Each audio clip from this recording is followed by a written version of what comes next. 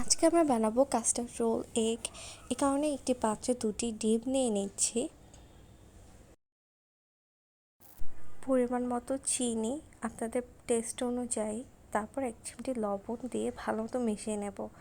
তারপর দুধ অ্যাড করে দেব এবং তেল দিয়ে ভালো মতো মিশিয়ে নেব। তারপর একটি চালনিতে পরিমাণ মতো ময়দা, বেকিং পাউডার দিয়ে আমি এরকম ঘন পেস্ট তৈরি করে নেব এবং শেষে আমি একটু ভ্যানিলা এসেন্স অ্যাড করে নিচ্ছি।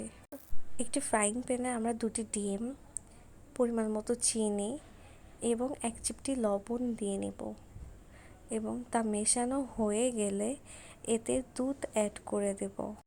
দুধে ভালো মতো মেশানো হয়ে গেলে তাতে 2 টেবিল চামচ কর্নফ্লাওয়ার এবং 1 চা চামচ এবং হাফ চা চামচ কাস্টার্ড পাউডার অ্যাড করে দেব।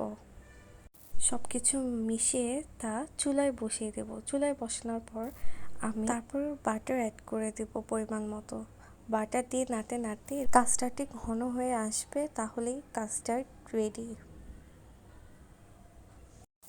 চুলায় একটি ফ্রাই প্যান দিয়ে তাতে অল্প পরিমাণ তেল ব্রাশ করে নেব। এরপর এতে পূর্বে তৈরি করে রাখা ব্যাটারটি দিয়ে দেব। এটি হয়ে এলে এর উপর কাস্টার্ডটি দিয়ে রোলের মতো করে পেঁচে নেব।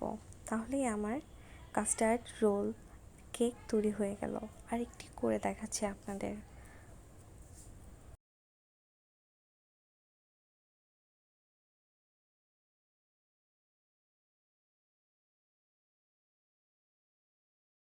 এই তো তৈরি হয়ে গেল আমার কাস্টার্ড রোল।